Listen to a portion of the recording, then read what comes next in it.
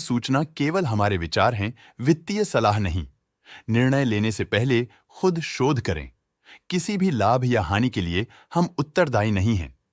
आज हम देख रहे हैं ब्लिस जीबीएस फार्मा लिमिटेड के 2025-26 Q1 की standalone financial performance. Starting with the sales, पिछले क्वार्टर से सेल्स में 5% का इंक्रीज हुआ है, मगर कंपनी ने पिछले साल के मुकाबले 9.5% का सेल्स इंक्रीज रिपोर्ट किया। Expenses -8% quarter on quarter decrease हो गए हैं, जो साल भर के 7% के राइज के साथ अलाइन करता है। क्वार्टरली एक्सपेंसेस के कंपैरिजन में सेल्स इंक्रीज होना दिखाता है कंपनी ने अच्छा परफॉर्म किया। ईयरली कंपैरिजन दिखाता है कि कंपनी ने इस साल अपनी परफॉर्मेंस में सुधार किया है। ऑपरेटिंग प्रॉफिट, जो पिछले साल के कंपैरिजन में 22.5% अप हुआ है, क्वार्टर ऑन क्वार्टर राउंड लगभग 1.5 गुना इंक्रीज हुआ है। Operating profit margin (OPM) annual basis पे 2% से इंक्रीज हुआ है और पिछले क्वार्टर के कंपैरिजन में 11% से इंक्रीज हुआ है। एक्सेप्शनल आइटम्स को ऐड करके अदर इनकम पिछले क्वार्टर के कंपैरिजन में 13% बढ़ गई, बावजूद इसके ईयरली ग्रोथ 55% हुई है।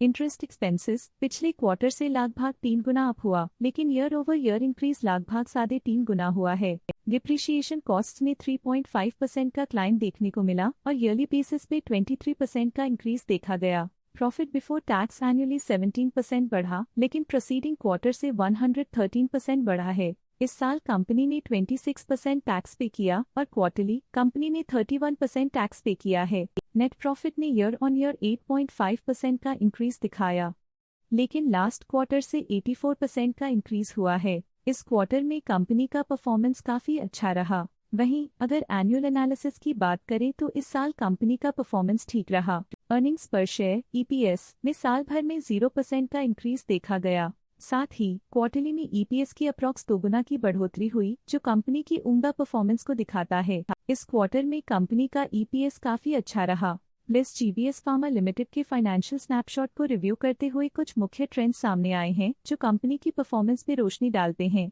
जून 2022 से जून 2025 तक ब्लिस जीबीएस फार्मा लिमिटेड की फाइनेंशियल जर्नी में सबसे पहले बात करते हैं सेल्स की। इस साल सेल्स में 5.5% की वृद्धि हुई है और पिछले 4 सालों में 5% की वृद्धि हुई है, जो एक निरंतर अपवर्ड ट्रेंड को दर्शाता है।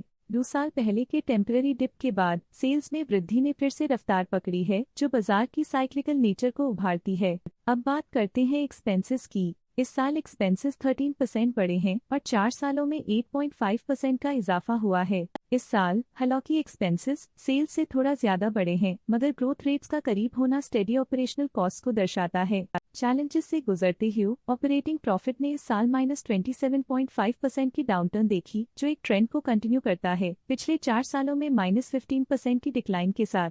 इस साल नेट प्रॉफिट में 13% की वृद्धि के साथ पिछले 4 सालों में -26% की गिरावट हुई है। लगातार 2 सालों तक प्रॉफिट में कमी के बाद इस साल नेट प्रॉफिट में हुए इजाफ ने एक टर्नअराउंड का संकेत दिया है, जो स्ट्रेटेजिक रीअलाइनमेंट्स का असर हो सकता है। EPS के लिए रास्ता कठिन रहा है। इस साल EPS -4.5% डिक्रीज हुआ और पिछले 4 सालों में कुल मिलाकर -38% की गिरावट हुई है। पिछले 3 सालों से EPS में लगातार गिरावट कंपनी की लॉन्ग टर्म प्रॉफिटेबिलिटी के लिए चिंता का विषय है। चलिए अब बात करते हैं शेयर होल्डिंग पैटर्न की। ब्लिस जीबीएस फार्मा की शेयर होल्डिंग रिपोर्ट्स कुछ इस प्रकार की हैं, जो अननोन 2025 के तक चलता है। ये रिपोर्ट कंपनी के शेयर्स की डिटेल्ड जानकारी देता है, जिसमें promoters, promoter groups, foreign investors, public investors और सरकारी एंटिटीज शामिल हैं। प्रमोटर्स शेयर होल्डिंग 2025 के में 35.29% से इंक्रीज होकर 2025 के में 35.44% तक का इंक्रीज देखा गया है। इस इंक्रीज से साफ होता है कि प्रमोटर्स का कंट्रोल कंपनी पे और मजबूत किया है। पब्लिक द्वारा हेल्ड शेयर्स का परसेंटेज 44.98% से इंक्रीज होकर 2025 के में 45.37% तक का इंक्रीज से देखा गया। ये चेंजेस स्टेट है कि पब्लिक की इन्वेस्टमेंट कंपनी में क्वार्टर टू क्वार्टर इंक्रीज हुई है। जब कंपनी के शेयर्स का मैक्सिमम हिस्सा पब्लिक के पास होता है, तब ये माना जाता है कि कंपनी कमजोर हाथों में है, जो बाजार की अस्थिरता और स्पेक्युलेटिव ट्रेडिंग को इंडिकेट करता है। डोमेस्टिक इंस्टीट्यूशनल इन्वेस्टर के शेयर होल्डिंग में थोड़ा डिक्रीज आया 2025 के से 2025 के में, जो दिखाता है कि डोमेस्टिक इंस्टीट्यूशंस ने अपने स्टेक को -0.01 से डिक्रीज किया है। फॉरेन इंस्टीट्यूशनल इन्वेस्टर्स की शेयर होल्डिंग में थोड़ा डिक्रीज आया 2025 के से 2025 के में, जो दिखाता है कि फॉरेन इंस्टीट्यूशंस ने अपने स्टेक को क्वार्टर टू क्वार्टर -0.53 से डिक्रीज किया है। जिसे पता चलता है कि उन्होंने अपनी इन्वेस्टमेंट्स को पुल बैक किया है।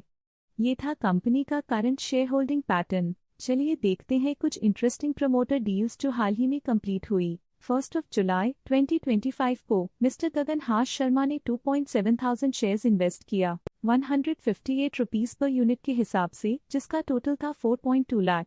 1 जुलाई 2025 को मिस्टर गगन हास शर्मा ने 24,800 शेयर्स इन्वेस्ट किया 148.62 रुपीस पर यूनिट के हिसाब से, जिसका टोटल था 36.9 लाख। 1 जुलाई 2025 को मिस्टर गगन हास शर्मा ने 7,500 शेयर्स अपने पोर्टफोलियो में शामिल किए 148.8 रुपीस पर यूनिट के हिसाब से, जिसका टोटल था 11.2 लाख। 26 जून 2025 को मिस्टर गगन हास शर्मा ने 26,100 शेयर्स अपने पोर्टफोलियो में शामिल किए 149.28 रुपीस पर यूनिट के हिसाब से, जिसका टोटल था 38.9 लाख। 26 जून 2025 को मिस्टर गगन हास शर्मा ने 6,800 शेयर्स खरीद लिए 138.28 रुपीस पर यूनिट के हिसाब से, जिसका टोटल था 9.4 लाख। 12 जून 2025 को मिस्टर गगन हास शर्मा ने 2,000 शेयर्स इन्वेस्ट किया 136.74 रुपीस पर यूनिट के हिसाब से, जिसका टोटल था 2.7 लाख। 12 जून 2025 को मिस्टर गगन हास शर्मा ने 46,700 शेयर्स इन्वेस्ट किया 136.7 रुपीस पर यूनिट के हिसाब से, जिसका टोटल था 63.8 लाख। इस क्वार्टर के प्रमोटर डील्स के विश्लेषण को समाप्त करते हुए हम उम्मीद करते हैं कि आपको ये जानकारियां नई इंसाइट्स प्रदान करती होंगी। आज के लिए फाइनेंशियल सेक्टर में इतना ही। देखने के लिए धन्यवाद। स्टॉक लेटेस्ट न्यूज अपडेट के लिए चैनल को सब्सक्राइब करें और वीडियो को लाइक एंड शेयर करें।